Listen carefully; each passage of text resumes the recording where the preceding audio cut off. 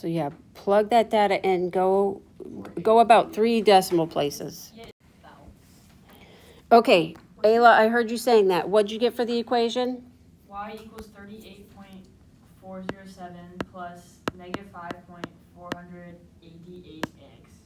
5.488, you said? Yeah, 488. X. Okay, that sounds good. So plug in that data, get your equation. And what was the correlation coefficient, Tessa? I don't know, I didn't get it. That's just R, right? That's R. Yeah. Did you not get the data plugged in correctly or what? I don't know how to name the variables.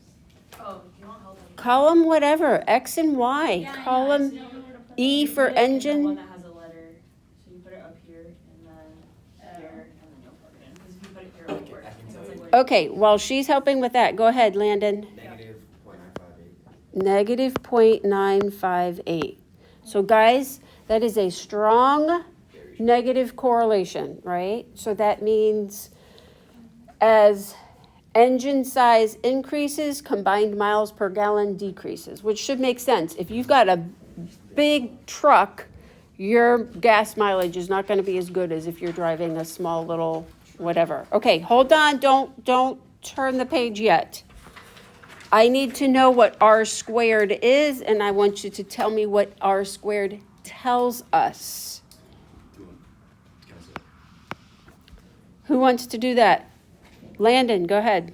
0.919. It's got to be a percent, so 91 point, 91.87%.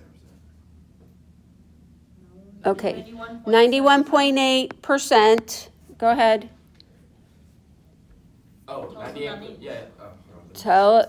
Be specific about what R squared tells us. 8% of the relationship between. Is that not it? Yeah, keep going. The relationship between engine size and combined miles per gallon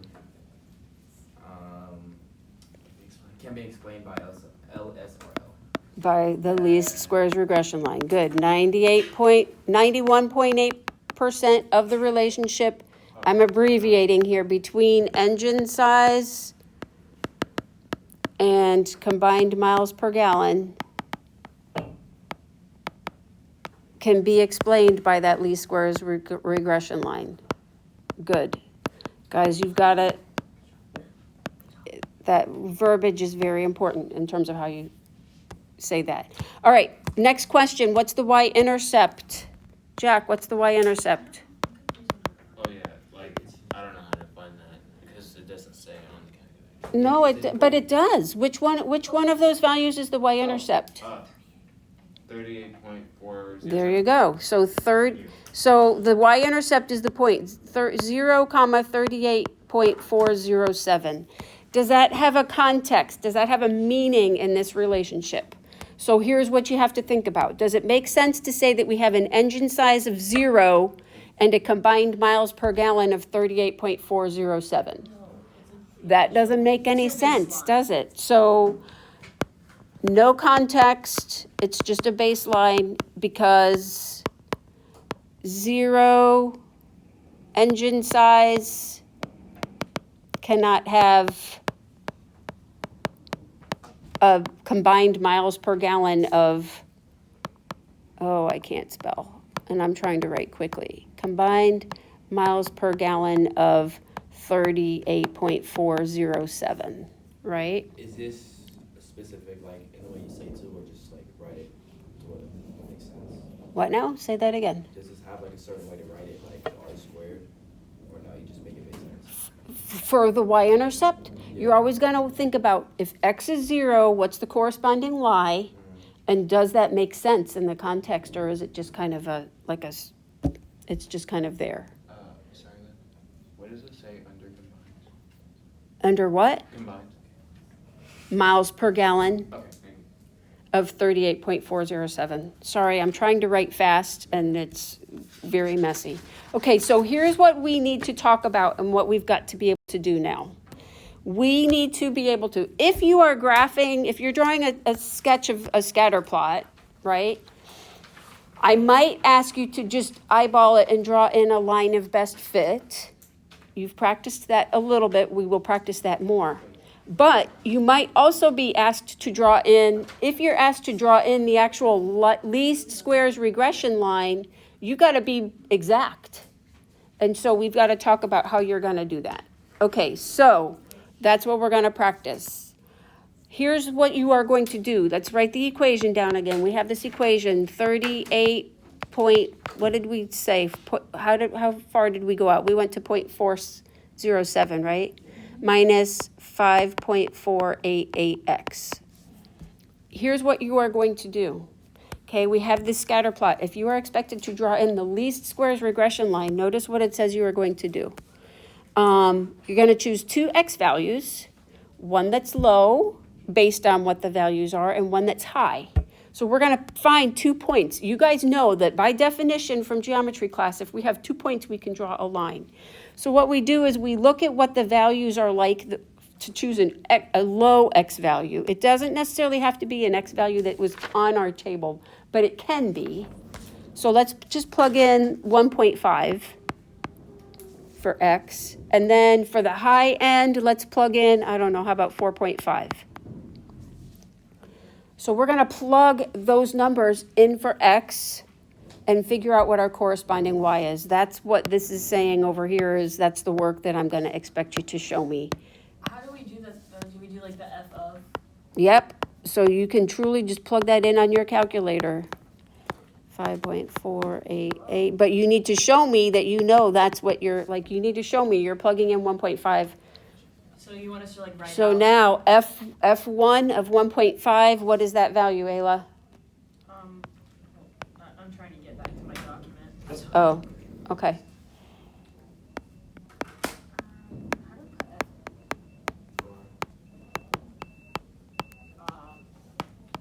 Of 1.5 Yep. is 30.174. Okay, good. So 30.174. That's if we plug in 1.5. Now we want to plug in a value that's on the more on the far right side of the interval. So that's why I chose 4.5. And if we do that work, so F1 of 4.5 or F2 of 4.5, wherever you have that equation, what do we get for that answer? Tessa, what do we get there? I'm confused. What? Okay, what did we get? Tell us. 13.7088. Okay, 13.7088. Guys, that means once you've drawn your scatter plot, now you are plotting those specific points. My suggestion is that you draw these points not as points, but like as a little star or a little asterisk or something a little bit different to distinguish them so they don't look like they are points on the graph, a part of the actual scatter plot. So we're going to 1.5 and we're going up to 30 point, a little bit higher. So put that point there, make it an X or something. And then at 4.5, we're going to, my eyes are going buggy. 4.5, we're going to about right there. And then you're playing connect the dots and you're drawing that line because that is the least squares regression line. And I missed my line. Accurate. Yeah, it should be, right? I missed my line and I'm not going to try to redraw it. 2 for X and 4 for X. But then I was like checking where 1.5 is. Yeah, and it's on there. Good, it should be, right? It should be very accurate. That's our least squares regression line. Okay, beautiful. That's that process. Yes, you're going to practice with that some, but you got to know how to do that on your own. So if you still need more practice on the graphing calculator, you're going to need to do that. Okay, onward, next page. This is the formulas. If you recall, we looked at these formulas and we kind of talked about what everything was, but now you need to actually practice like plugging in and finding all of this info yourself. So here's the process. Here's the formulas. I will give you the formulas, but like I said, you've got to know how to do the plugging in. Okay. So we have to find B, always have to find B first, because if you notice, B is part of this second equation, so you always want to find B first. So to find B, we are doing R. Which one of those things is R in the list of values that we were given? 0.92. Yep, that's the correlation, the 0.892, times standard deviation of y over standard deviation of x. So what does that mean we have? What numbers? 2.9 over 3.5.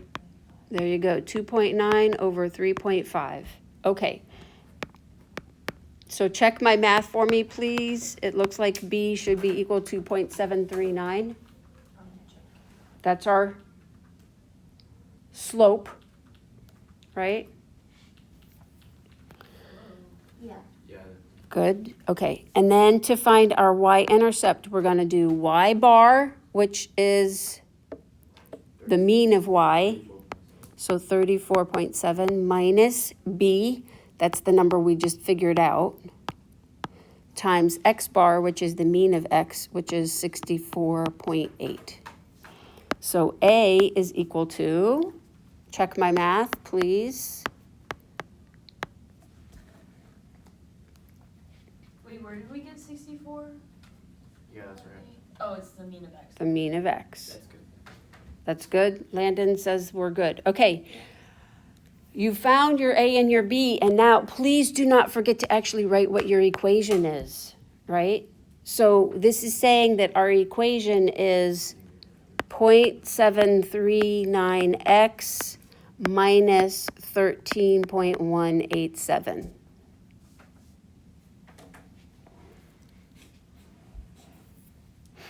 Okay? All right.